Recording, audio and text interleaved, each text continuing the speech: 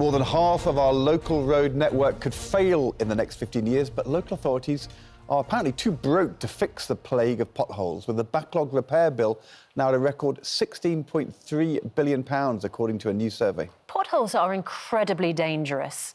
For cyclists in particular, they cause a huge amount, of damage to cars, and they are the bane of drivers up and down the country. So much so that the actor Nigel Havers has decided to sell off his classic cars, including this beloved E-Type Jaguar, because he's so afraid of damaging it on our roads. And in fact, Nigel, you filmed the pothole that you are particularly worried about, didn't you, before you left this morning? It's quite dangerous to film a pothole, actually. Of course, because it's in the middle of a road. Yeah. Be very careful what you're doing. So let's have a look at the pothole. There it is. Now, have you tried to fill that, or is that just the rubble at the bottom of the pothole? No, that's the rubble at the bottom of the pothole. But Rod Stewart, who's a mate of mine, he went out of his way. Remember, he got mates, and they started filling potholes. Yes, I think we've got pictures of that as well. Rod Stewart, DIY. Good Rod, look at Rod. Pothole repairs. But he got very seriously reprimanded for doing that. I asked about this morning because I thought, you know, should we, if we sweep the snow or the ice from our paths, why don't we fill in the potholes? The RAC, Royal Automobile Club, say taking matters into your own hands could make you liable for any defects and damage that subsequently occurs both to the road service and to other vehicles. The best thing to do is to report potholes and let the highway authorities sort it out. Sort it out in a year's time. Yeah. And that's part of the problem. But the thing is, enough people are shouting about this now. Yes. And everyone's got a road that they know is lethal. Yeah. And what happens, you avoid potholes because you get to know where they are, but there's oncoming traffic. So it can be really dangerous. So sometimes you're left with going over the pothole because there's nothing else you can do. And the whole car sort of shudders and, Mark Morell is known as Mr. Pothole and joins us live now from Northamptonshire. Mark Morell, would you endorse the RAC advice, which is don't do it yourself?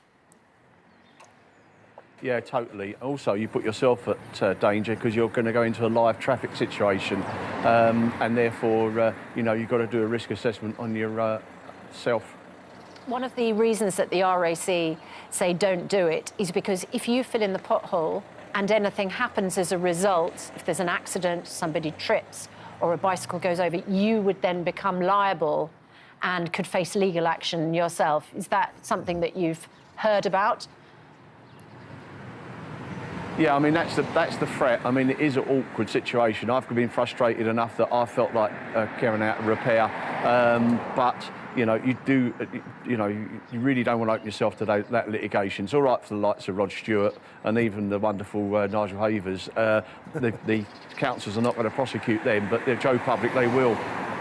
But the thing is, Paul, the legal advice we had was... the legal advice we had was the local authority may be able to hold you liable under the law of nuisance for any perceived damage caused in conducting the repair, but why aren't we holding the local authorities legally liable for the nuisance and damage being caused to our cars?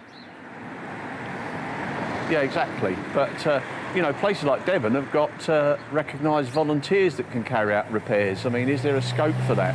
I mean, I've been involved in a booklet I'm trying to produce at the moment called In Pothole Britain, and part of that is, can we use volunteers, particularly in rural locations? Who would be like legally licensed by the council to go and do it, but do it voluntarily? Yes. I mean, I'm sure there's loads around the country who want to do so. They're so frustrated with it. Can I ask you one other question, a technical thing? There's all these progress in our society, and, we have cars which don't rust, and we've sent people to the moon. Why can't we have a surface for our roads which lasts and doesn't break up when there's frost and have massive potholes? I mean, it feels as though it's as bad as it's ever been. Surely there's a better way to surface our roads in the first place. Well, it only lasts so long. The wearing surface of our roads lasts normally about 25 years. But if you look at the report, in here it gives you the answers. 80 years old is most of our road network, and that's why it's failing. We need to do a multi-billion-pound resurfacing programme. If you look at behind me, there's a dozen repairs within a 9-metre section. The road's cracking and crazing. It's because it's not been resurfaced. If you had an annual resurfacing programme over a 25-year period, then we could get rid of 95% of the potholes on our road. We'd still have the problems with utilities, and I think councils need to be much harsher on utilities, but then they've cut staff that used to do the inspections. So the whole situation is that it needs to be a root and branch approach to how we've looked after roads, and also funding. You know, how we actually fund our roads. You know, should we do what other countries do, where we ring fence, and a road tax is a road tax? Yeah. Nigel. Yes. The E-Type Jag. Yes. Was described by Enzo Ferrari as the most beautiful car ever made. It was manufactured by Jaguar between 1961 and 1974. How much does it pain you to be selling it off? It's a real shame. It's a real shame. Going up an auction on Sunday. And what happens when you drive the E-Type on the roads in the condition that they're in? The E-Type is very, very low, so you'll feel every bump. By the way, I came back from France a month ago, and the roads there are infinitely better. There are no potholes where we were, none at all. How was the food? Fantastic. Everything was pretty good. Why can I the ask a difference, question? do you think? Why the difference? I think they spend money on it. But why is it in this country politicians seem to be perfectly happy to spend billions on trying to send people to Rwanda, but the things that affect you on a day-to-day basis, they don't really address? Why is that? Because, I mean, I was run over 2 days ago by an electric bicycle on the pavement. I thought, God, bicycles now do as fast as motorbikes. Oh, no. But they don't do anything about it. Well, Why? but Nigel, I wonder whether, I mean, I'm not speaking for that bicycle rider, and obviously bikes on pavements are enormously dangerous, but I wonder whether some of them would say the roads are so dangerous with the potholes that if you're cycling and you have to swerve out of the way of a pothole, you then go into oncoming traffic, or the car behind you doesn't realise that's what you're doing and can't account for it. That's the point. And we've got some video here of a cyclist about to reach a pothole. There we go. Oh, my God. Hideous for both, and of course you're more vulnerable when you come off the bike as well. Amazing. Mr. Pothole, I wonder if we talked about progress in tarmacking the roads, asphalting the roads, but what about the result of electric vehicles and online delivery trucks? You know, many more of us doing our shopping and having it delivered. The weight of those two types of vehicles is much greater, isn't it, than a normal car? Yeah, I mean, electric vehicles, because of their batteries, could be a lot heavier. Also, the fact that when they accelerate, because the torque applied to the tyres is at a higher rate, it puts more stress on the carriageway at that point. With delivery vehicles, it's a balance between, if 10 people have deliveries in a local area, would those 10 vehicles have used the road rather than that one delivery van? It's a trade-off in some of those situations. Interesting you said about France. Talking to a French council in the past, they have local inspectors in their community, they have local teams carrying out the work. When they do contract work out, it's overseen by a local inspector. They have pride in their area. We've outsourced so much that we have lost that pride in carrying out good works in our local community. Really. Talking about France, moving on to Italy, great country. Great country. Good food. Yep. Good motorbikes.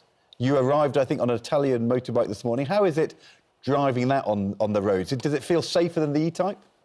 Funny enough, it does. I mean, I haven't driven a car in London for years. I've only driven a motorbike because I can guarantee getting from A to B. Can you get around potholes easier? You still have to be really careful. Yeah.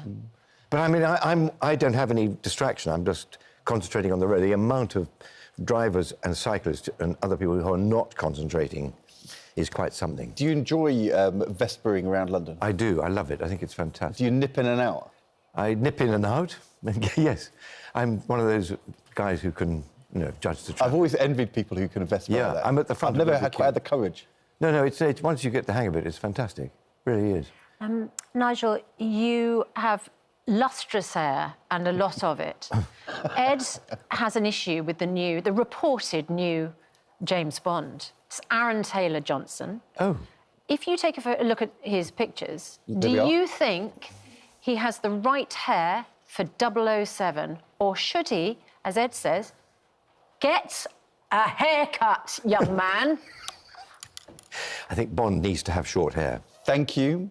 You are a man of such impeccable taste. I knew that before. And long hair, a man of long hair. saying now it. I know. Having a cut tomorrow. Are you? Yes, I am. Taste and judgment.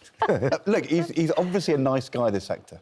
Yes, oh, he... And if he wanted to play, you know, a villain or a Lothario, he's well set You're up. falling into cliches. But is it true? Where did we get this rumour? Unlike James Bond, no cliches in James Bond. Is this a rumour? It is a report. It hasn't been confirmed. It is a report that he has been formally offered contract. Really? Nigel is crestfallen. I'm crestfallen. Were you in the shortlist? Actually, I know Barbara Broccoli really well. She's a friend. And years and years ago, I put it about that I was going to be a villain in one of the films.